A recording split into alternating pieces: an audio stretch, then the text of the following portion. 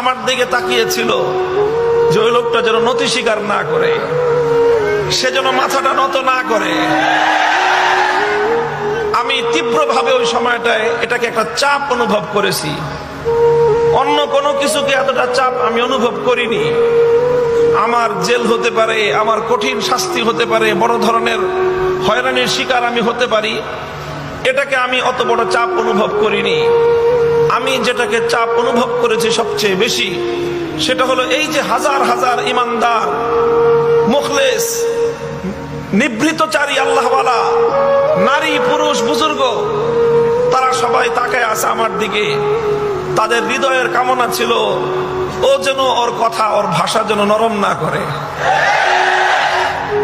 এই জিনিসটা আমি অনুভব করেছিলাম। তখন আমি একটা শপথ করেছিলাম, জীবন যেতে পারে, হকের কথা বলেছি, এই কথা